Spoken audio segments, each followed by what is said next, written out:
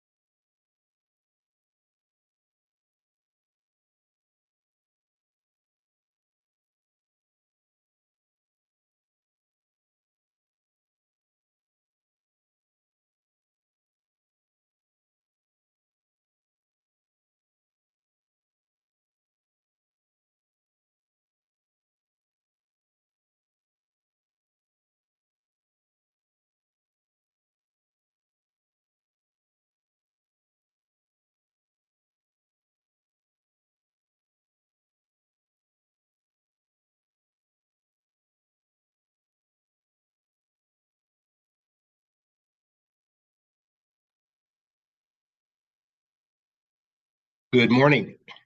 It is indeed my pleasure to welcome you to the third annual Greenleaf Public Policy Lecture, a signature program of the Greenleaf Center for Servant Leadership here on the campus of Seton Hall University. I'm Reggie Lewis, Executive Director of the Greenleaf Center, and I'm thrilled to greet you all from across the country and abroad who've logged on this morning to take part in this year's lecture. The vision of the Greenleaf Public Policy Lecture is to create a viable opportunity to assess societal challenges through the lens of our namesake, Robert Greenleaf, who not only coined the phrase servant leader, a concept in which the leader first seeks to serve, but more profoundly envisioned a more just and caring society through more responsible individuals and institutions acting as servants. In his credo of 1980, Greenleaf states, if a better society is to be built, one more just and more caring, the most effective way is to raise the performance as servant of as many institutions as possible. Thus, our theme for the 2023 lecture, Advancing Policy to Conquer Hunger. Arguably, our gathering today is timely in light of so many ways in which this nation remains far from just. 44 million people in the United States are food insecure, including 1 in 5 children.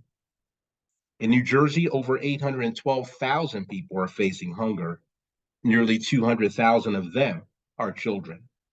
And just last year in 2022, 49 million people within the United States turned to food assistance to keep food on their table.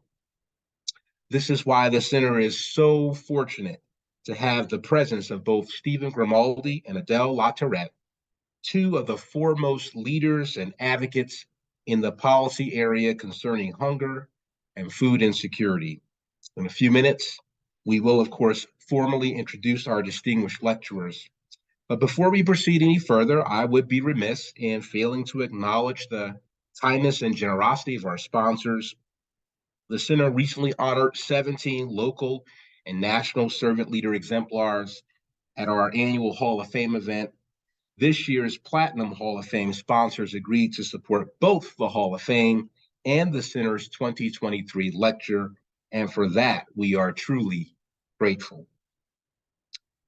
A quick word about the Greenleaf Center.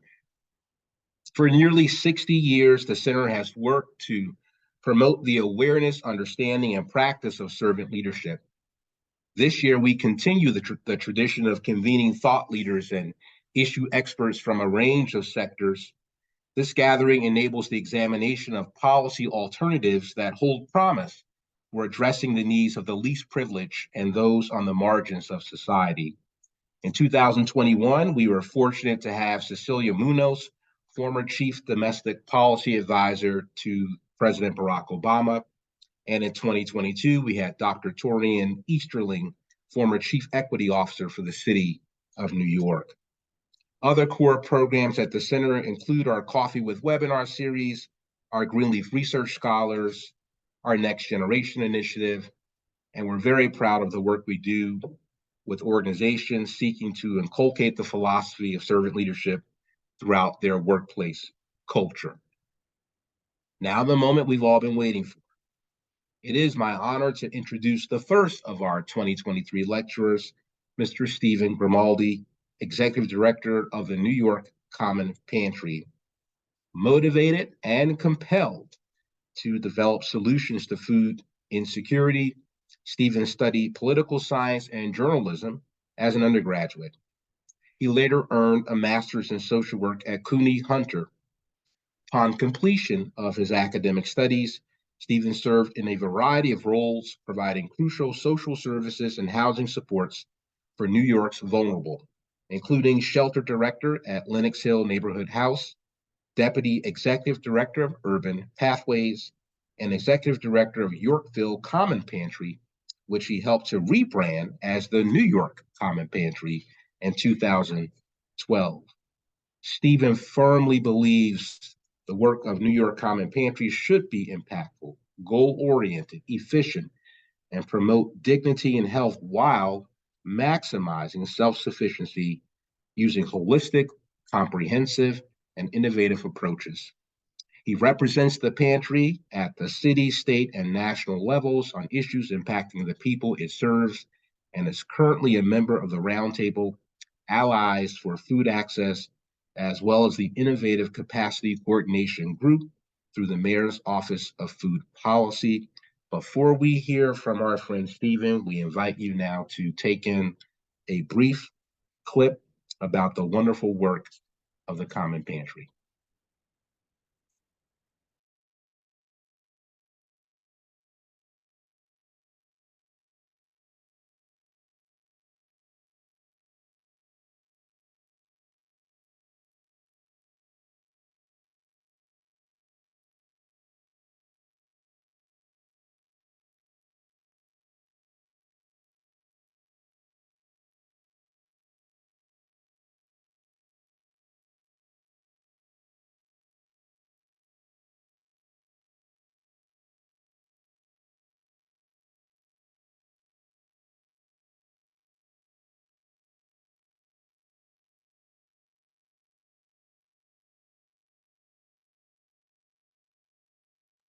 I apologize. Give me 1 second. The video is not playing. Give me a second.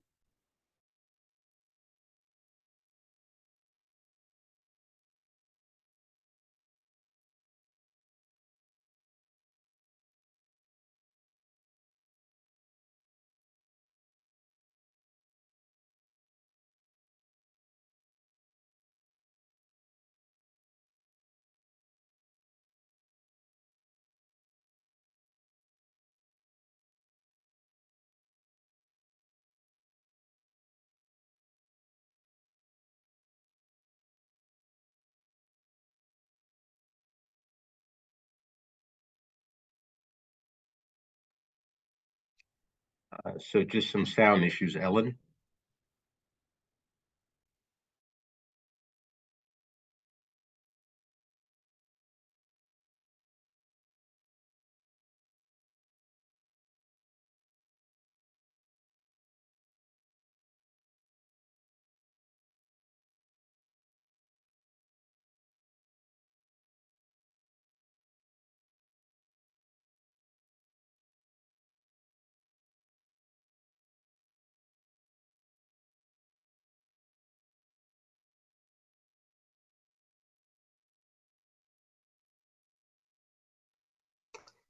Ellen, we're having trouble hearing the audio on the video.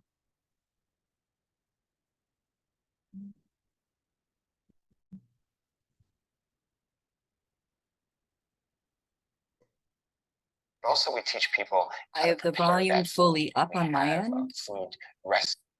We hear it now.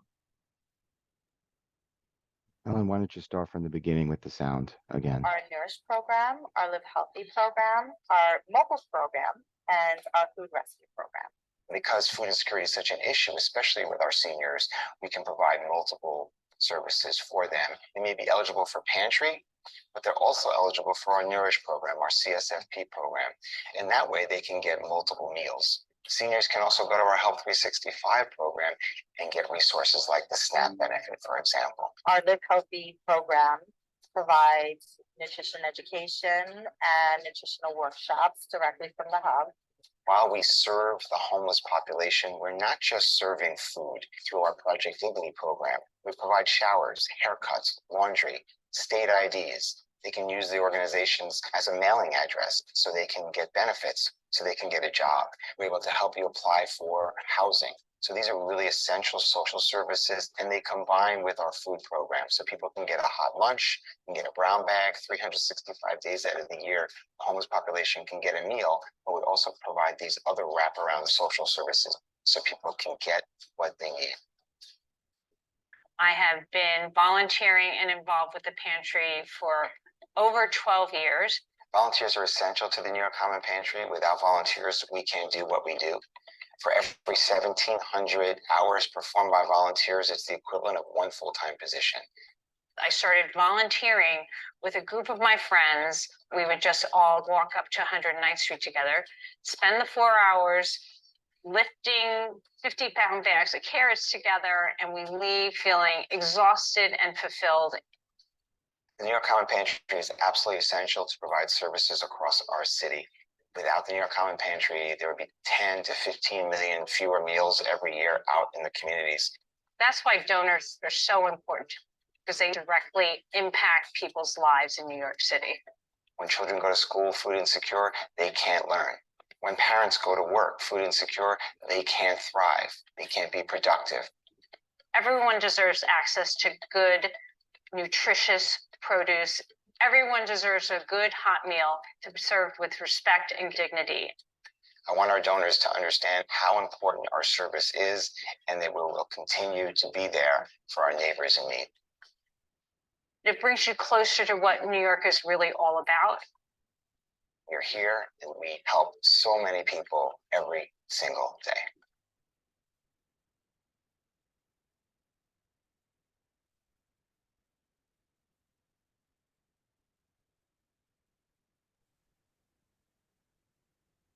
Hello, everyone.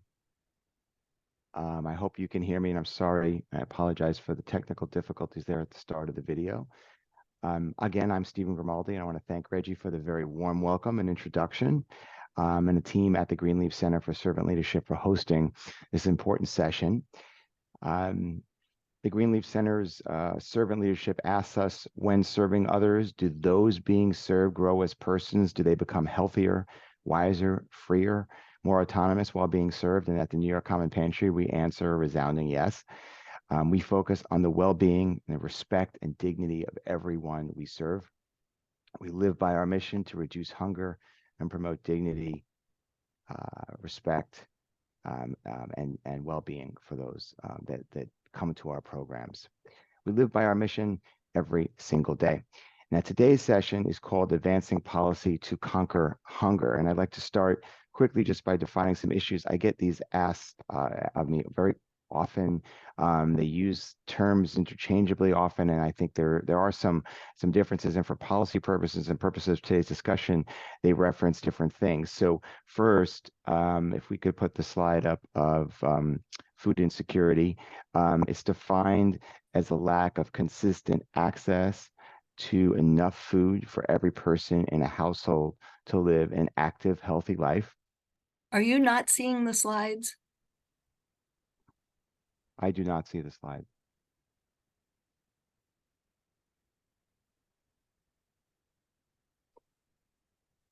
But we can continue. Nutrition security is defined as consistent access, availability, and affordability of foods and beverages that promote well-being. There the slides are. Thank you. So foods and beverages that promote well-being, prevent disease, and if needed, treat disease. So we'd like to distinguish one of the things that when I first began here at the pantry is that there was a lot of emphasis on filling bellies with what I call empty calories. And I think that's just because their availability of fresh food is hard to come by. It's very expensive. If it's expensive for the people, for us as an organization, of course it's expensive for the people we serve.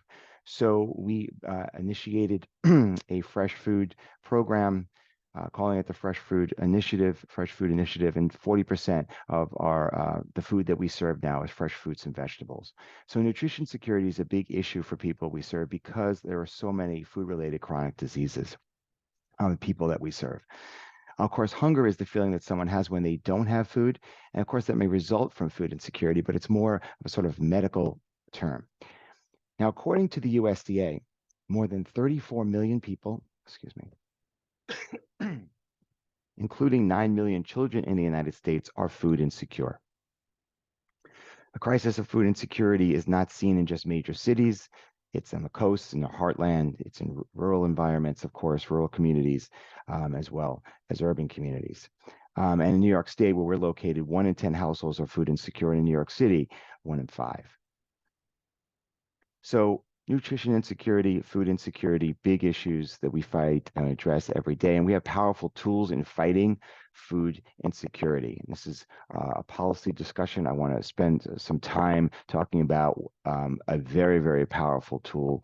And that's the Supplemental Nutrition Assistance Program, of course, SNAP. Some people still refer to it as food stamps. It's an essential program. It helped lift more than 41 million Americans out of poverty last year, and due to record inflation and wages that have just not kept up, nearly 1.7 million New York City residents rely on SNAP. And 40, like I said, many, many millions of people across our country rely on this essential benefit. March of this year, Congress cut the temporary boost to SNAP benefits. Different states stopped at different times. New York and I believe New Jersey did it in March at the last possible point that you could end those pandemic era benefits. And SNAP participants on average lost about $82 a month in benefits. The steepest impact was felt by older adults, and they had their monthly SNAP benefits fall from $281 to $23 a month. That's less than $1 a day for food. So it's important to note, and especially in today's discussion, that being lifted out of so-called poverty does not mean you are no longer food insecure. While SNAP is a huge difference maker that is vital, households that experience food insecurity don't all qualify for federal nutrition programs. So here's a pie chart that tells you a little bit about the people that are receiving SNAP benefits. 77% are living below the poverty line and 23% above it. And they utilize food pantries and emergency food providers for assistance to fill these gaps. Oftentimes, SNAP benefits run out, whether that's 10 days into the month or 2 weeks into the month, and if they're lucky, you can really stretch it out 3 days and 3 weeks into the month. But there's always this gap, and it's becoming increasingly more difficult to make those dollars stretch, especially with the end of pandemic era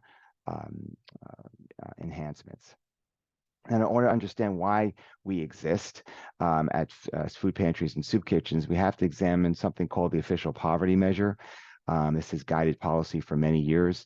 There's something called the supplemental measure, but the official poverty measure is what is often used to determine eligibility for federal assistance for programs dating back to 1965. So quite an antiquated measure. And the official poverty measure is based on one cost. It's based on food. The cost of food for the number of people in the household multiplied by 3 to calculate the amount a family needs to cover all living expenses. So simply put, the official poverty measure is outdated. there's something called the true cost of living, something that the United Way and the School of Social Work in Washington State decided to develop many, many years ago. It used to be called the self-sufficiency standard, and we've been using it for 15 years at the pantry because the true cost of living, what was then self-sufficiency standard, measures income inadequacy and is based on the cost of basic needs for working families: housing, childcare, food, healthcare, transportation, and a lot of other expenses such as clothing and taxes. And we began using that, and what we found is that it's a much better way to understand what need is and how to help people. So to give you a sense of what the difference is, just using New York City data, we estimate about 416,000 households are considered poor. That's about 16%, but more than 3 times as many households actually lack enough income to meet their basic needs, again, to cover those costs we just spoke about: the housing, childcare, food, healthcare, et cetera. Comes out to about 3 million individuals in those households. So working on a policy to change to the true cost of living versus official poverty measure would certainly have a major impact on those living in poverty being able to receive the assistance they need. And we know from those pandemic era benefits increases how many people were taken out of poverty, how many more people were able to support their families and to cover these basic necessities. It's obviously extremely difficult to eat well on a limited budget. And using the true cost of living, which is unfortunately right now, as far as I know, they only look at New York City using this report. And it would be great if we started looking at it in a more comprehensive way across the country. More than 3 million New York City residents, that's 50% of working age households that are considered income inadequate and can't afford those basic necessities. So income inadequacy is another term that we have begun to use as we serve more people, and we're starting to see more people that are above the poverty line. Now, 1.7 million food insecure New York City residents receive SNAP benefits each month, and again, that number, as I mentioned, the 3 million that are considered income adequate, shows you this gap, that there's 1.3 million folks who are just not eligible for this benefit, but are struggling. And the U.S. Census just released the latest poverty rates, and poverty among children more than doubled, up 12.4 compared to the record low last year of 5.2. More than half of New Yorkers earn less than $46,000 annually. That's about 200% of the poverty level for a family of 3. That's $22.14 an hour. Okay, so this strive to $15 an hour, while very important at the time, we need to sort of rethink what is truly a living wage. I was talking to my colleagues just this morning about data released yesterday by the Robin Hood Foundation showing that the overwhelming majority of New Yorkers facing food hardship also experience at least one other material hardship, such as having utilities shut off, staying in a shelter, running out of money, or not seeing a doctor because of costs. And I was thinking this through, and I think a good metaphor to understand what it's like to have these hardships just compounded is to think of it like a boxing match, and the metaphor of rising costs and the lack of access to quality food, the rising costs and lack of access to quality healthcare and utilities and childcare and housing. They are a series of body blows, and some are jabs and some are hooks, but others they all exact a toll on mental health and health. And sheer survival. And while each is absolutely difficult to absorb in and of itself, the totality of them is almost impossible to surmount and overcome for the people that we serve. And it's this vision, this metaphor, that hopefully helps people understand that is incredibly challenging for folks to address their needs when they're hungry, but they have a whole host of needs, and they come to us looking for food and assistance with all those other needs as well. So the impact, of course, and one of the areas that we see is poor nutrition. People don't have access to healthy food. They're less likely to have good nutrition. As I said in the video, Started to see children who can't go to school and learn, the productivity goes down. And it raises the risk of heart disease, diabetes, and obesity, and it costs our healthcare system immensely. Food-related chronic diseases shortens life, decreases the quality of life. And New Yorkers facing severe food hardship are 3 times more likely to experience health problems, serious psychological stress, and low life satisfaction than those not struggling rather, to afford food. Now, the reasons why people are struggling are many. Across our country, high cost of food, childcare, housing. Across our country, the reduction in the pandemic era SNAP benefit increases and other stimulus payments.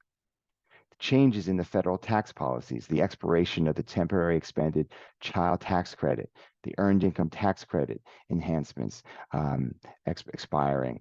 And those were implemented during COVID, and we saw big changes in poverty just the next year after those expired.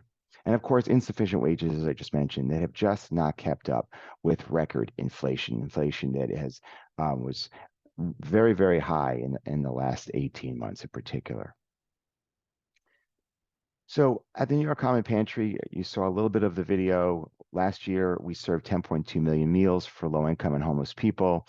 Our visitor count was about 667,000 people. I just want to share that this number continues to go up. We're averaging increases of 1.3 million meals for each of the last 3 years.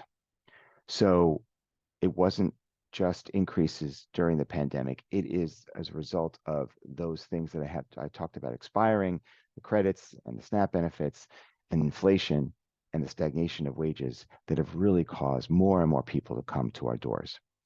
We've seen growth in many areas, the number of people seeking case management help, variety of different services that they need, the number of participants in our nutrition workshops where we teach people how to prepare foods they receive at the pantry and how to stretch their food dollars, and the number of people in our mobile pantry, an increase of 123% for those sites that we serve. Last year, 188 different locations across our city. The vast majority of those are mobile sites. We've seen huge increases in those programs. Of course, it's important to note that we've seen a tremendous growth in the number of migrants coming to us for support. The epicenter of the crisis has been in New York City. We all saw the stories about people being sent on buses and coming to the pantry, or rather coming to New York City. They ended up at places like the New York Common Pantry. We've seen over 600% increase this year over last year in the number of migrants coming to us. 34% increase in the number of hot meals and brown bags, and a 52% rise in hygiene services, showers, haircuts, and laundry. So to help with this growing need, we offer a variety of programs.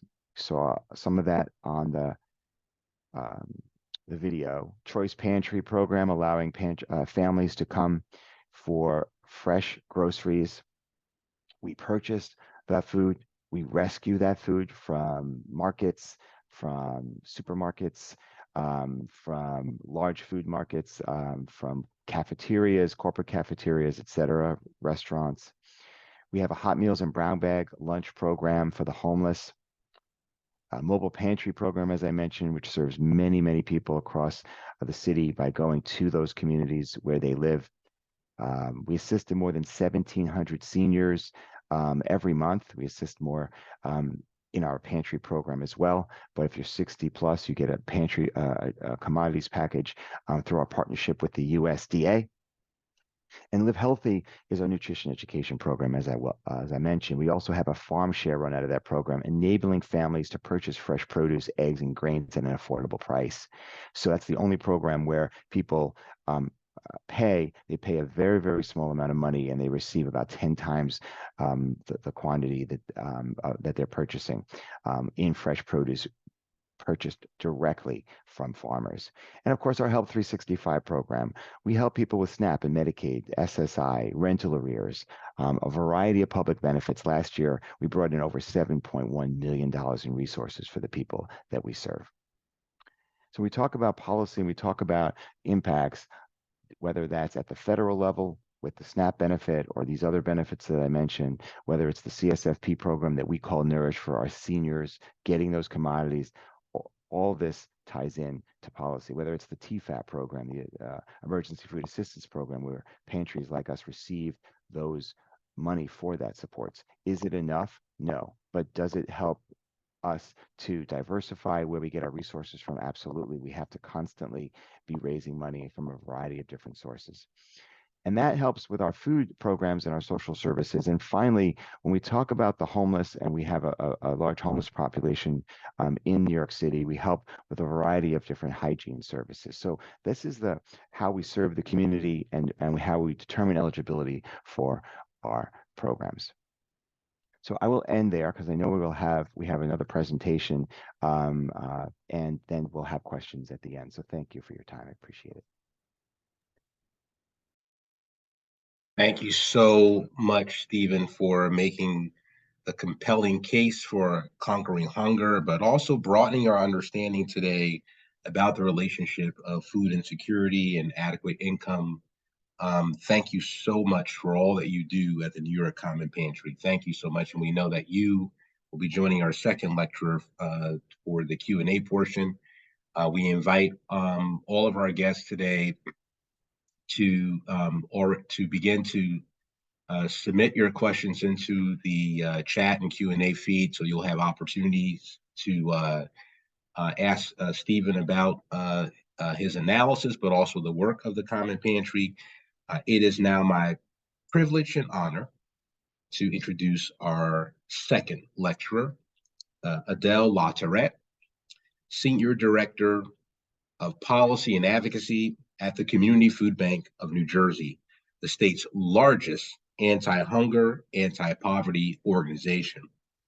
Adele comes from hunger-free New Jersey, where she served as director for over 40 years, forging productive relationships with policymakers at all levels, and advocating for transformative legislation that has expanded school breakfast, increased SNAP eligibility, provided food assistance to low-income seniors, and more.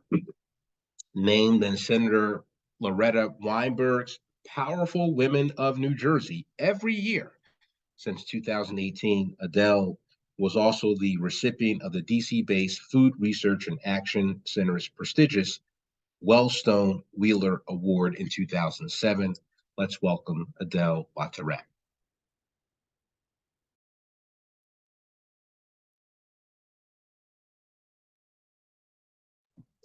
Adele, you're muted. I can't, after all this time, still muted. Okay, sorry guys. So thank you so much for that introduction. I also have a PowerPoint, which some of it is kind of duplication for what was just presented, but I'm just going to whip through those slides. And hopefully I can do this. I did. Okay, I think we've got this. Come on. Yes. Can everybody see my slides? I see them. Awesome. That's what I want. Yes. Cool. Okay. So Community Food Bank of New Jersey, you'll be hearing more about what we do at the food bank at the end of this, kind of as a wrap up. But we focus on the root causes of hunger, like Common Market. We serve a network of some 800 agencies across the state of New Jersey, actually in 15 counties in the state of New Jersey. And we are focusing on neighborhood-centered solutions and collaborative partnerships across the state. So again, I think we've heard some of these numbers, but basically what the USDA just released a report that showed 31% increase over last year in the number of hungry in our country. This is a really harsh number. It's something we really need to pay attention to. One of the things that's striking me as we see these conversations in Washington is what we saw during the pandemic is these programs work. SNAP works, universal school meals work, WIC expansion works. And I know I'm talking in acronyms and I'll go through those as we go on. And now there seems to be a sense of pulling back on these programs, which makes no sense to me because really these programs did so much. They did lessen the burden on emergency food pantries. And yet one thing to keep in mind is that we still saw those lines. We all remember the television, lines and lines of people waiting for emergency food. But these programs did really augment the problem of hunger. So we have to pay attention to that. Again, we went through this previously, lack of consistent access for enough food. And this is the report that just came out from USDA, looking at what that increase looks like. Again, something to really pay attention to. We had an effective system that was in place that we really magnified during COVID. And now those magnifications are gone. So we're seeing a really unprecedented increase in hunger and food insecurity. In New Jersey, we have about 725,000 New Jerseyans who are food insecure. That includes 175,000 children.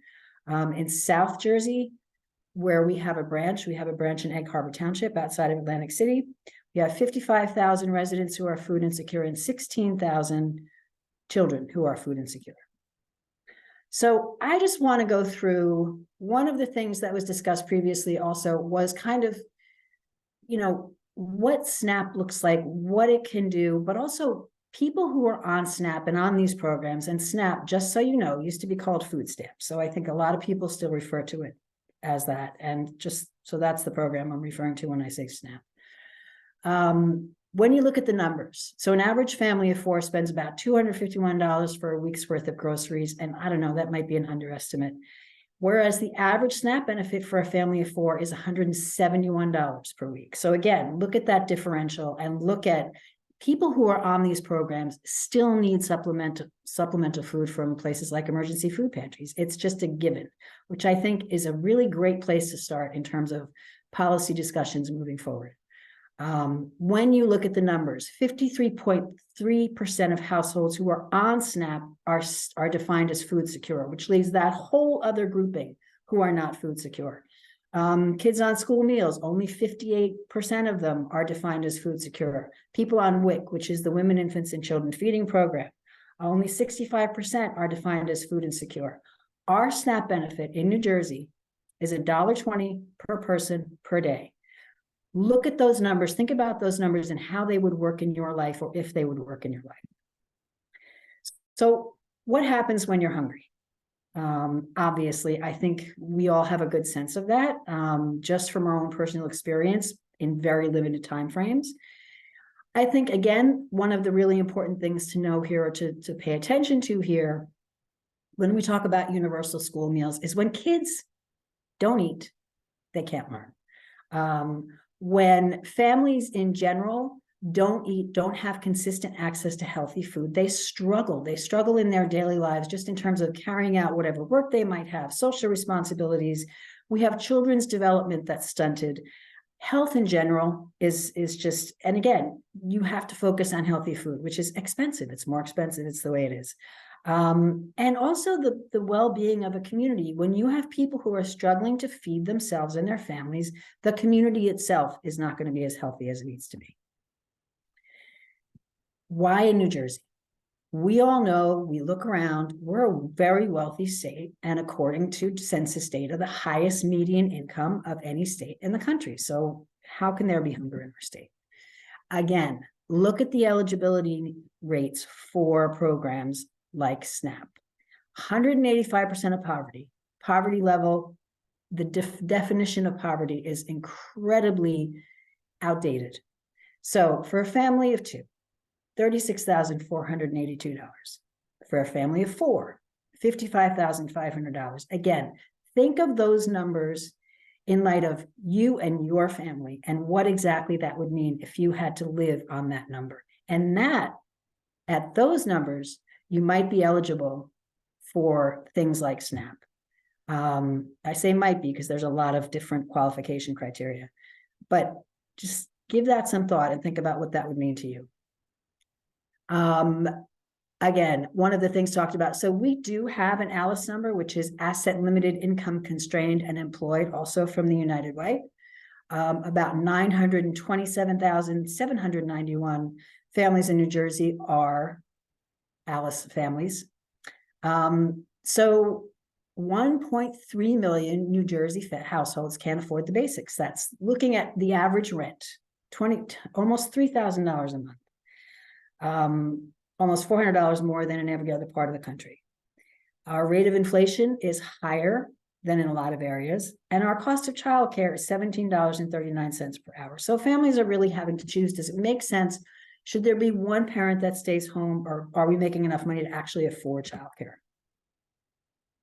All right, I really wanted to put like an actual mirror here, and I couldn't figure out how to do it because I just don't have the IT chops to do it, but this is what hunger looks like in New Jersey. It looks like me. It looks like you.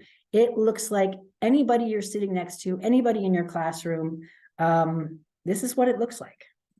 Also, one of the things to remember is, and again, I worked in emergency food directly for many years. There is not one county in the state of New Jersey that we haven't served in terms of emergency food. Not one. Not Hunterdon, not Bergen, not Morris. Those counties that we all know in the state as the rich counties, we have served people in those counties. I'm going to quickly go through just to give you a sense of okay, so I've said it looks like you. It also looks like all these people and what they're different. Like, I think it's so important to recognize there is no other. I think that's the key point that I'm trying to make. In New Jersey and throughout the country, there's no other. These are people who are your neighbors. These are people who are your family members. These are people who are your students, who are your teachers. It's everyone. So we have lots of great pictures of kids who, again, love to eat the same things you and I love to eat, and our kids love to eat. We have a focus increasingly at pantries on healthy food, which is so critically important. I see all the time more and more emphasis placed on health and healthy food. So Deanna loves strawberries and apples. Tony is really looking for vegetables, milk, and egg. I went to one of our mobile distributions in South Jersey, and it was the end of the mobile distribution, and we were running out of food. And a gentleman came up and he said, "Do you have anything fresh? Because the only store in my area is the dollar store, and it's all canned food." And it was so heartbreaking. There's no other word for it. And we did have fresh food, but we have food deserts in New Jersey, including in places like Newark, New Jersey. So again, there are a lot of contributing factors to hunger and food insecurity in the state. Valerie, who's really working on bettering herself. We have a lot of supplemental programs at the food bank, which I'll be going through at the end of this slide deck. Lots of seniors. And again, I'll be talking about some of the initiatives we're working on. We do senior service. Seniors are really a critically needy population for obvious reasons in terms of inflation and the cost of living. So we focus a lot on seniors and helping seniors. College level pantry, college level hunger. So a lot of college students, as many of you know, not eligible for SNAP. We are working very hard to change the criteria for being eligible for SNAP at being in college. The regulations as they're written now and the statute as it's written now just does not allow for it. And we have to work to change that and let people know that college students are in need of any kind of assistance they can get in terms of food assistance. We have people who are employed. When we look at those numbers, including Manny, who he's been able to access food from FoodBank itself, a food from the pantry. And I think, again, it's really important to know we have a lot, because of the cost of living in the state, we have lots of people who are working and not able to make ends meet. This is something, so SNAP, and I know I'm getting out of time, so SNAP does not cover things like diapers, and it doesn't cover things like period products. These are things that are critically necessary. A woman needs these things, period products specifically, but also diapers. They're incredibly expensive and not covered in SNAP. We have that. There's a policy solution to that we need to work on. Again, pantries serve a critical issue. So what has New Jersey done? So before we talked about the $23 minimum in SNAP, New Jersey was and is the only state in the entire country to have a $95 minimum in SNAP benefits. And I will preface all of this by saying we have an incredible advocate on this issue in Speaker Hoffman, who's the Speaker of the Assembly.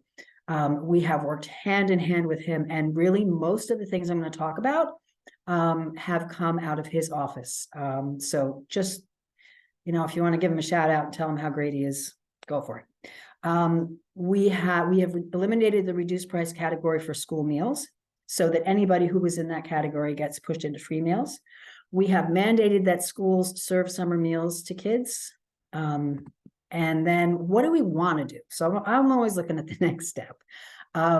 We need to link programs. So much of the eligibility levels are shared between WIC, between SNAP, between Medicaid. We need to put them together to ease people's access to these programs. We have to make SNAP easier to access. We have a number of barriers that I'm not even going to start going through because it's kind of an endless list. We need to make it easier to access. We need universal school meals. Again, we saw it work during the pandemic. We have to get back to it. And CSFP was brought up. Supplemental food program. We need to work on that. The eligibility levels are super low. There are states that have a supplement that supplement the food that's given to seniors, and I would like to see New Jersey move in that direction. So what the food bank does, we provide nutritious food and meals for our network of food pantries and agencies. We support our network of partners. We work towards lasting change, and we engage all sectors of society. So again, get involved with us. You can give us food, you can give us funds. We always need volunteers. And in terms of advocacy, we are building a better structure in terms of our website. So you'll be able to really make a change and make an impact in terms of giving yourself a voice around these issues. This is me. You can contact me. Love to hear from you. Again, always looking for ideas, thought partners. And thank you so much again.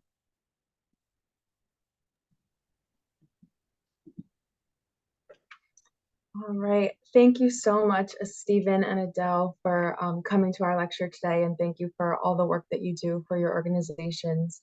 We're now going to segue into our moderated Q&A. My name's Gabrielle Cooper, and I'm the project manager here at the Greenleaf Center. And it is now my pleasure to introduce our moderator for today, Timothy Hoffman. Timothy Hoffman is currently serving as visiting assistant professor in the Department of Political Science and Public Affairs at Seton Hall University. He previously served as the director of the Center for Community Research and Engagement at Seton Hall University. He also served 2 terms on the Board of Education in Hackensack, New Jersey, after becoming the youngest elected board member in the city's history at age 19. Timothy is also the president-elect of the New Jersey chapter of the American Society for Public Administration. We are so pleased to have you here today, and the floor is now yours to start the Q&A. Good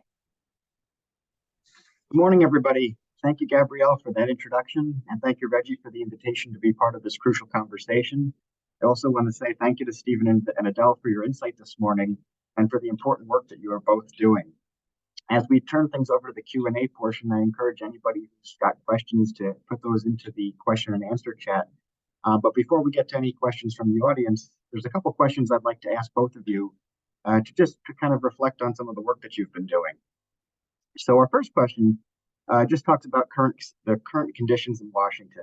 While it looks like we may be narrowly avoiding a government shutdown until at least early 2024, are there particular federal or state assistance programs that the community should be concerned about with the current uncertainty? Adele, I'll let you go first. Thanks, Steven. Yeah, so one of the things we were concerned about working up to this potential government shutdown, and we've been working towards, is supplemental funding for the WIC program, which I talked about. We are looking at a shortfall because WIC has seen unprecedented, again, increases in the numbers of people that we're serving through WIC. And that's because it's a great program. It's an effective program, and states have made it much easier to use, much easier to access. So we need supplemental funding for the program, which is not included in any of the CR's continuing resolutions on the Senate or the House side. We've been talking to our congressional reps and our Senate reps. We're going to be having more conversations. We need to really focus on getting that funding in, because what it means is they'll stop taking applications from women who are postpartum and for any child who is 2 or 3 years old. And when you waitlist people, when you don't take their applications, they don't come back. They don't trust the program to support them. So we need to do everything we can. And that means at this point, it's a simple figure it out. You guys have to figure it out. You know how to do it. Figure out how to get more money into this program. A Band-Aid just to get us through to the end of, past the end of December. That's what we need. So yeah, if you can, again, reach out to your legislators, let them know this is an issue you care about. Let them know that this is something they need to be focusing on. Is a WIC supplemental.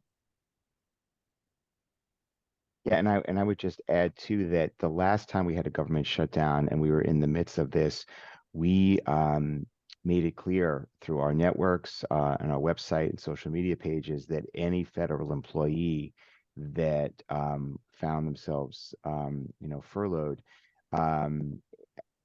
could come to the pantry. And what happened was that we saw it was relatively small. I think it was 25 was the total number. But of those individuals, they were talking about, spoke about living paycheck to paycheck. Mm-hmm. And we were just, Adele and I were talking before the webinar, and a little bit, and she made such a good point, which is that paychecks are every week or every 2 weeks. SNAP, what happened with SNAP the last time we had the shutdown is that it wasn't long enough to really impact, and there was some front loading and the whole plan to kind of make this happen.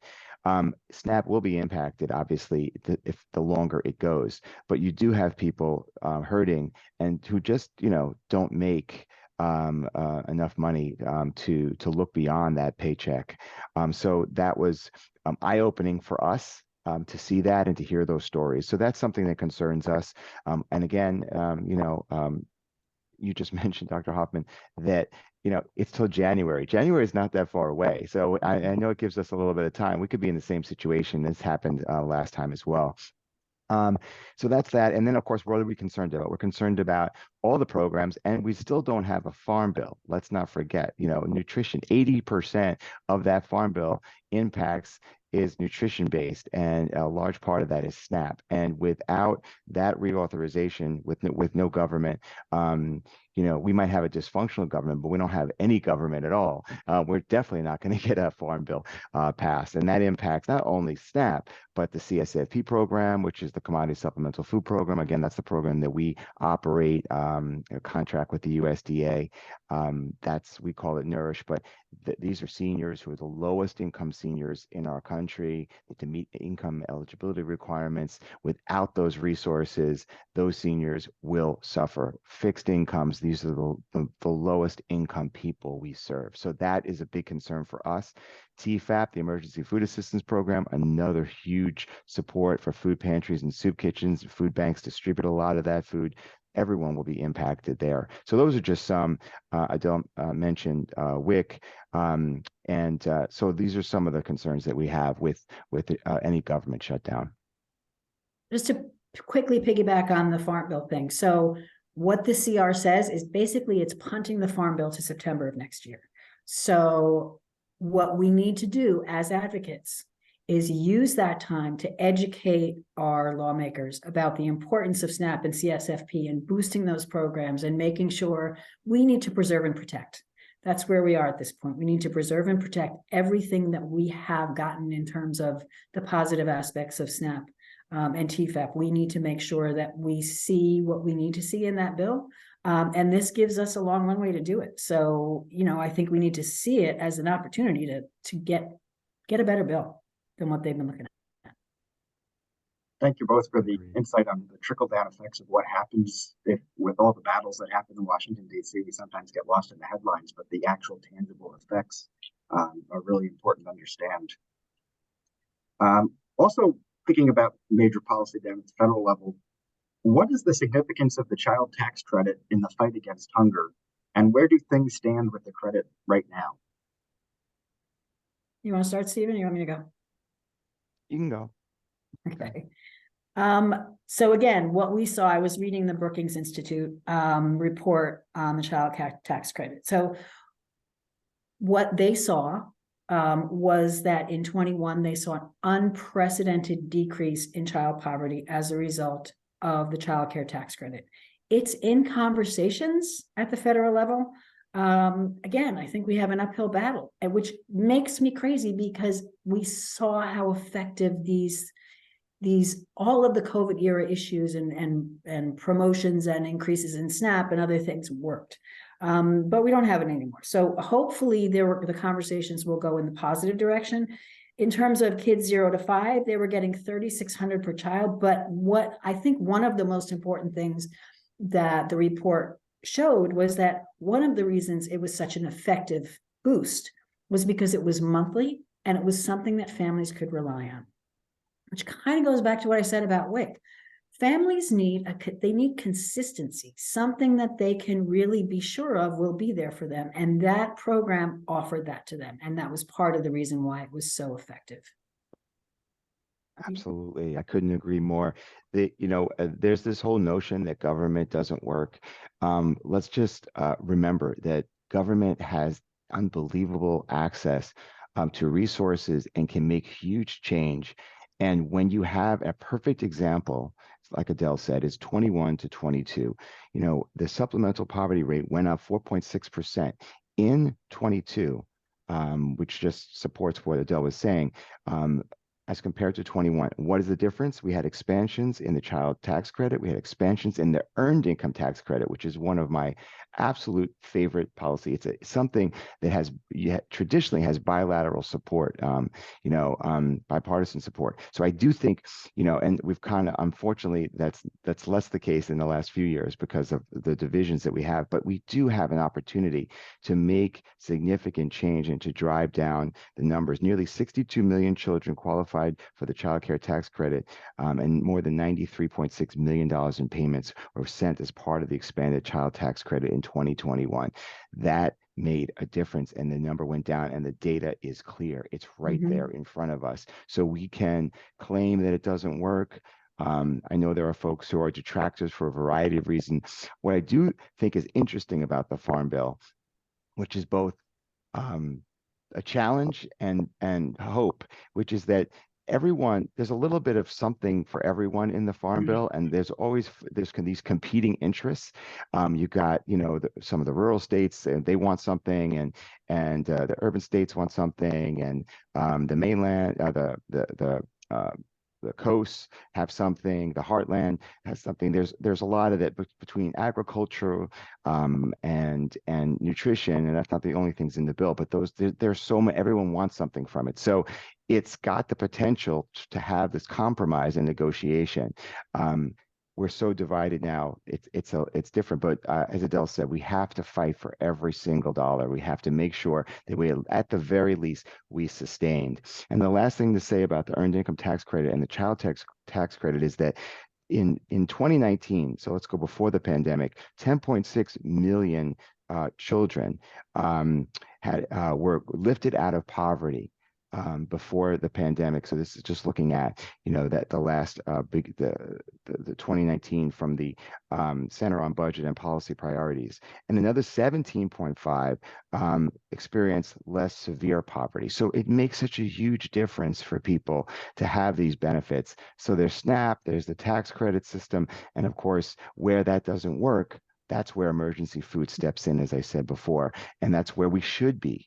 Oftentimes, we're on the front end because these programs fail people because they do well for a time, and we think the crisis is only a health crisis, a public health crisis, or a natural disaster, whatever the case may be. When there was Superstorm Sandy, we saw issues of additional supports, and we saw stimulus bills in the crash of 2008, 2009. But we really need to think about this as a sustained effort to address what is an ongoing crisis. These are not just momentary glimpses. These are real crises that are ongoing. Yeah, I mean, we need to change the poverty level, the way they calculate it. It makes absolutely no sense. It's completely outdated.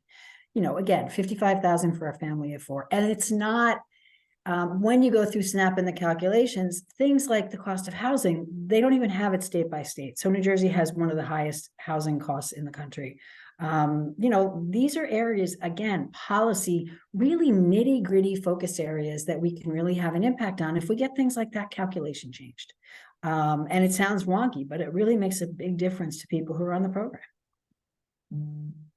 Those are excellent points. Thank you so much for that. We learned a lot about both of your organizations in your presentations, but just when thinking about the major organizational accomplishments that you've each had, what are you most proud about? We'll let you start with that, Steven.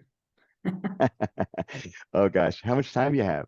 No, I'm proud of the team of people that work here every day, from folks who keep our organization clean and are just so proud to be a part of it, to people on our comms team and people our fundraising team and people who run our programs. It's an honor to come to work and work alongside them every day, because we make such a huge difference in the lives of people that we serve. And it's an accomplishment just to be able to put these different puzzle pieces together, not just logistically and operationally, but financially. The resources come and go, and every year it's a fight. It's exhausting. I'm proud to be able to go through crisis after crisis. I mentioned Sandy. I mentioned the economic crash. I mentioned this is my third round of major SNAP cuts since I've been doing this work. I laugh, otherwise I cry. And then and the pandemic. So it's just I'm just proud of our ability to weather those storms and to not only but to come out and to continue to be there for supports for our family. The last thing, though, that's really most important is that this last crisis, and we knew this going in 2018 and 2019, we had a very small warehouse, which we had opened just 4 or 5 years earlier. We knew we needed to be there for the next time there was a crisis, and luckily, unfortunately, we didn't get it open before the pandemic, but we just opened in the last year a 23,500 square foot warehouse, which will allow us to do more. It will save us savings of 20 to 25% in bulk purchasing, the economies of scale, where we can store food, we can pack food, we can have large groups of volunteers come, and that again drives down the cost per meal and allows us to serve more people. So I'm proud to be able to do that. It takes resources. I always joke, people say, you own the building. I say, well, the bank owns the building, but we're doing our best to pay it off. But the point being is that we have to be able to have that vision, and because we have to have the capacity to be able to serve more, because we know that there's just so much demand out there, and there are just much more need than there is supply at the moment. Yeah, I mean, I've only been at the food bank now for 2 years. And part of what drew me to the food bank was, first of all, working with a team that has so many different functions, which to me means information. It means information I can feed off of. It's an odd line to use, but in terms of what my policy agenda should be, what should I be bringing to the speaker? What should we be bringing to the speaker in terms of kind of next steps of where we go? Having that finger on the pulse of what pantries are seeing. Again, I think one of the things that Steven talked about was that the increase in immigrants, in the migrant population. So we've seen the same thing in New Jersey. So what does that mean in terms of a policy ask? To me, it means a state supplemental SNAP program focused on people who are here legally.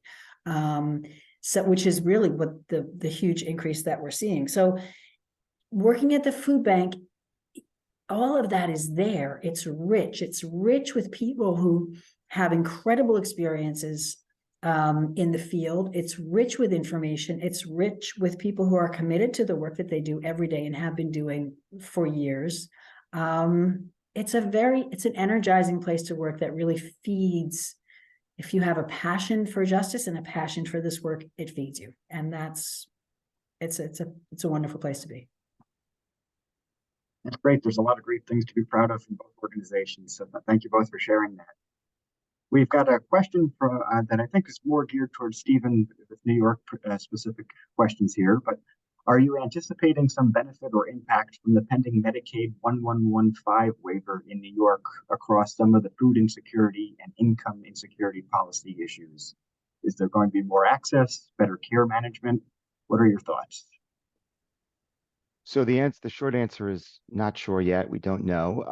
The way that the Medicare and Medicaid managed care delivery system is meant to sort of save resources and find ways to have better outcomes, but also to save money, or to at least be cost neutral. And so we partner with medical institutions. Mount Sinai is a big partner of ours, and we've been doing this work with them for about 10 years. And it's really focused on the social determinants of health and trying to understand what the challenges that people have. They come with medical concerns, health issues. They often are diagnosed as having food-related chronic diseases. And so one of the things that they've realized, and this is something that's happening nationally, but in particular in New York, is that you can lower costs. It's a win-win for everyone if, in fact, people get access to healthier food. So what we've done is we've opened a pantry at Mount Sinai in a pediatric clinic as a pilot program. So people don't have to get referred to a pantry, which, by the way, is a great thing. But if they don't make it there, people have busy lives. There's a lot of reasons. They're expecting children. There might be new parents for the first time, and they're coming into this clinic, and to walk, even if it's 5, 8, 10 blocks, it may be too much. So what we've done is we've built a pantry in partnership with Mount Sinai, and in the clinic where they receive a food package. Now they see the fresh food, they see the type of food we give, and they're able to do that. Now, can that be replicated? Is that a pilot program? Certainly, yes. But there are other ways that you have to move the dial. You have to have these closed loop systems, which allow us to communicate with medical professionals like we do. So a doctor will make a referral. We will then talk to them. We will get the individual will get referred and put in our system. We will then follow up with the individual and make sure they get the resources they need. So there's constant communication. So another thing that we do together. And then there's this Food MD program where doctors actually write prescriptions for fresh fruits and vegetables. That we have a small contract that does that through our Live Healthy program, through SNAP Ed funding, and it's a fantastic program because what it does is they write this prescription which gets filled at the New York Common Pantry when they come to our locations, and they get fresh fruits and vegetables. And because they've been diagnosed as having a food-related chronic disease, whether that's hypertension, obesity, or diabetes. So these are some of the things that we've been able to do working with the healthcare system. Adele, is there anything similar in New Jersey, or is that just a New York specific question? Well, the Medicaid unwinding, which is a lot of people have been paying attention to, is, basically they have to recertify people as eligible, which they didn't do during COVID. And it is causing a lot of disruption in a lot of different areas. So that's New Jersey and everywhere around the country. And cutting people off when they are in fact still eligible. So it's something we have to pay attention to. I think the states are really trying to take a good look at how, they sent out the certifications literally via snail mail. So that's a huge issue given the shift in demographics that we saw during COVID. People moving from one place to the other. So it's riddled with problems. And again, that's where food pantries come in. That's where food pantries can really serve the purpose that they're there to serve. Now we have a question regarding the funding climate. What happens when you get turned down by funders? And how do you keep staff morale up as to not give up when you get those denials that keep coming in? I'm going to take that one to tell you. Want to? Yeah, you can take it. Go for it. I always say to people when I get asked this question from time to time, and it's because I do a lot of work with donors, and I say it's not dating, dating if no means no, but when it comes to funding, no means maybe next time.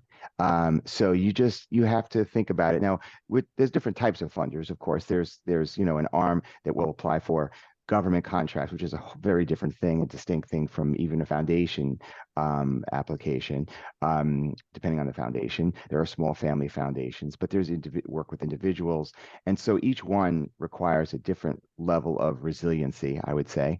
But you have to keep going. And I think people have to realize that they have to have thin skin, or thick skin, and not be thin skinned, because we have to constantly pursue whatever resources are out there. And, so there's always an opportunity to go back another time. It's an opportunity to build a relationship. It's an opportunity to find out why they didn't support it. And some people shift their giving. During the pandemic, food was front and center. And there are people that would never give to us. We looked at their history. They give to arts institutions, and they gave to the New York Common Pantry and food banks. I'm sure that's the case across the country. I know it was certainly the case with our peers here in New York City. And then it shifted. So trying to keep those folks engaged has been challenging, but many have decided to continue to fund us because they see it as a need. So again, no means maybe next time. 100% agree with Steven on that. No means, yeah, I'm going to go back to you next year. Stay persistent. Absolutely. Now we've got a lot of Seton Hall University students on the line, so we have a question. How can students at Seton Hall who are interested in policy join and support you and your organizations? Okay, I love this question.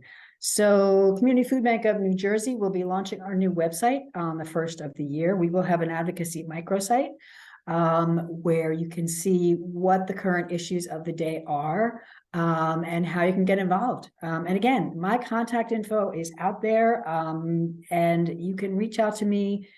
I'm always excited and interested in what else can be done around advocacy and policy asks.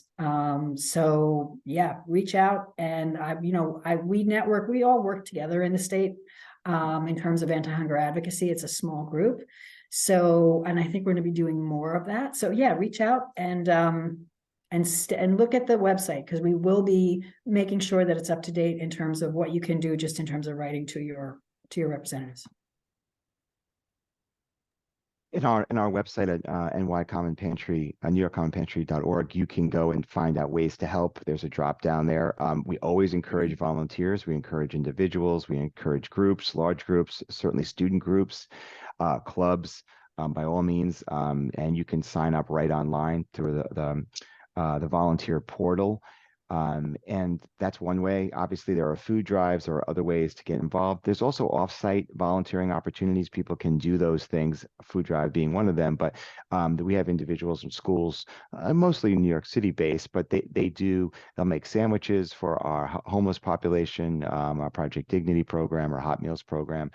We give out food 365 days a year. So on the weekends, when our kitchens is closed for the homeless, we do give out sandwiches, snacks, and other things. And so there's all sorts of ways to get involved. Of course, the best way is if there are, people have resources to donate to your local organization. This is not just a shameless plug to support New York Common Pantry. This is a plug for Adele and her great organization. I always say support local, support absolutely. But I think global, but I act locally. And then if I'm able to really make impact locally, then I can think bigger. So those are ways I think people can help. And there's a lot of direction on both of our websites for that. Great. Lots of ways to get engaged. So that's excellent for everybody on the line today. We have more of a comparative question now. You both spoke about the large numbers of who's part of the food insecure population in the United States. Do you have an idea of how the United States compares with other countries? And is there anything that we can learn from what other countries are doing? Great question. So I don't, honestly. What I have is kind of, information from conversations. I have family that live in England. And one of my nephews was here. He came and looked at the food bank and, was interested in it. And, the size of it and the level of service, I think, was shocking to him. But I think there are a lot of different things going on. Again, going to conferences, hearing different things. There's a lot of food rescue work going on in other countries. There's also food banking in England and other places. In terms of the level, I think most countries, again, this is a total blanket statement, but I think a lot of Western countries have a stronger safety net in terms of just their commitment to making sure people have enough food through means of, social supports.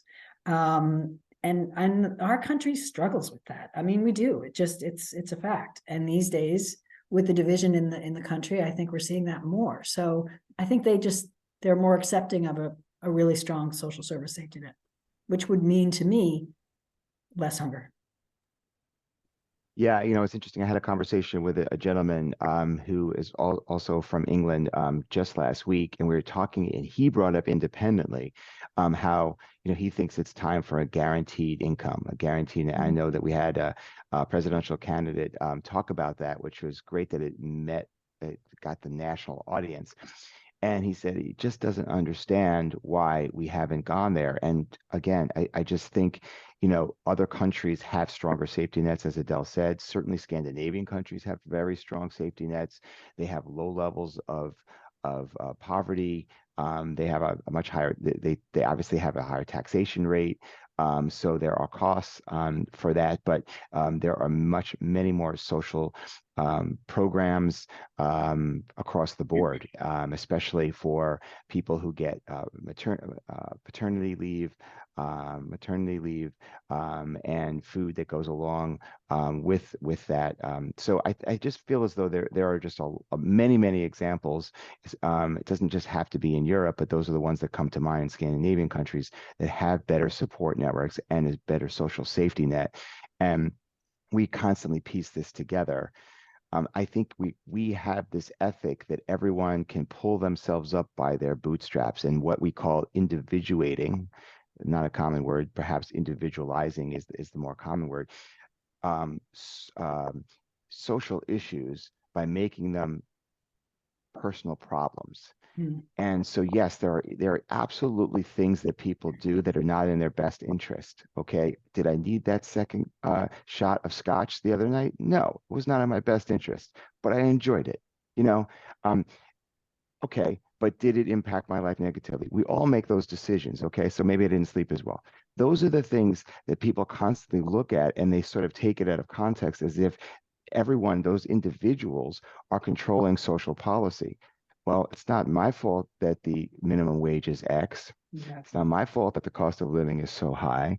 It's not my fault that you cut the SNAP benefit. It's not my fault that there's not enough tax credits to support my family because I'm not making enough, or that healthcare costs are so high, or the PSE&G bill just went up. I mean, these are the challenges that individuals have, and I think we individuate these problems. I know it's a social service term, but we totally do, and it's a social problem.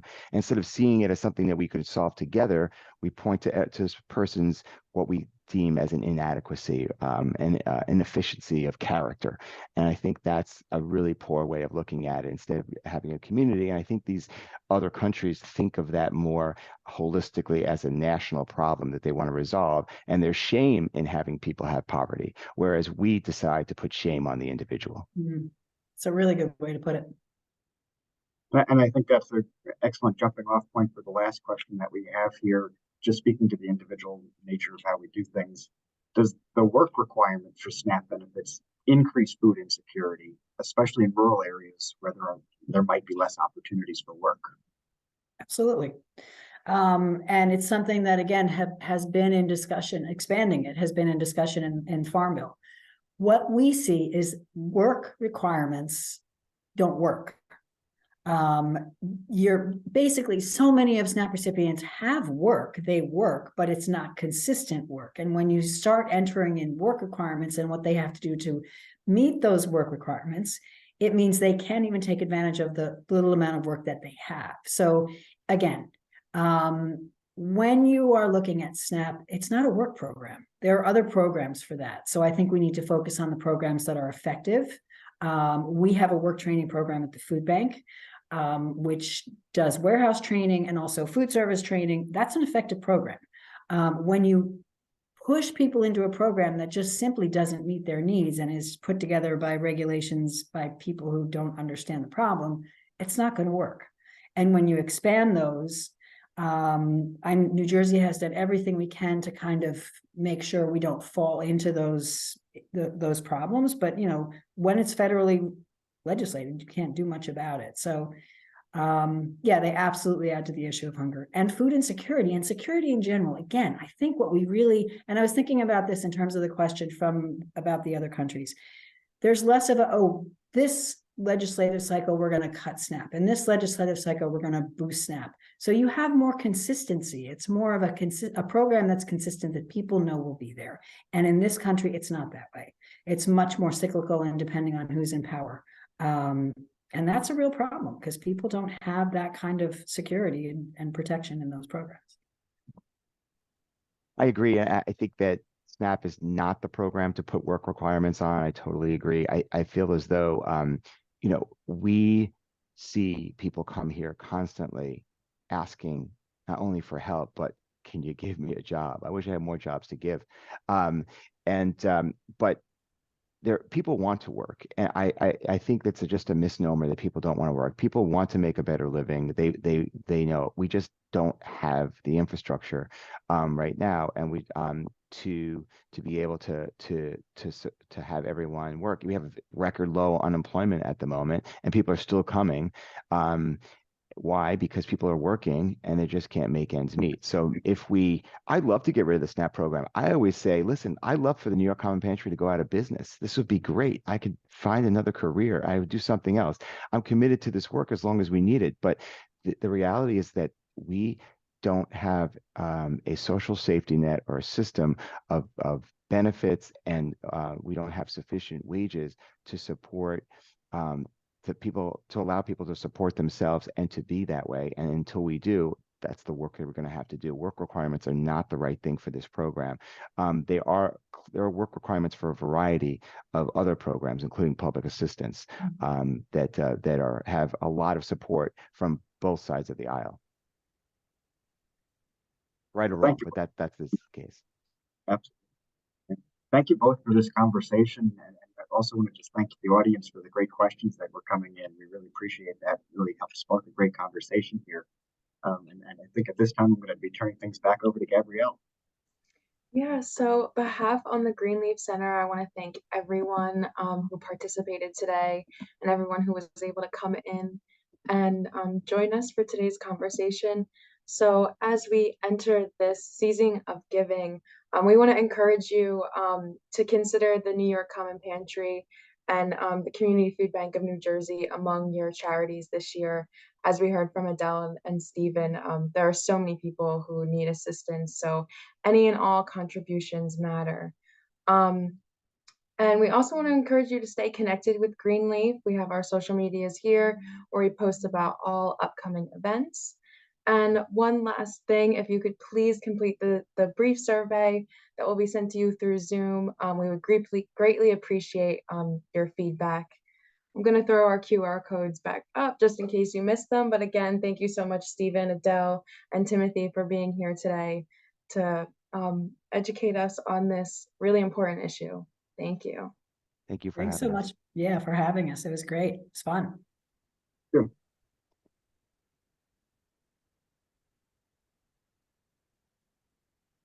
I think that does it for today then. Thank you guys. Thank you. Thank you. Bye now. Take care, guys. Thank you. Thanks, Gabrielle. Thank you. Bye.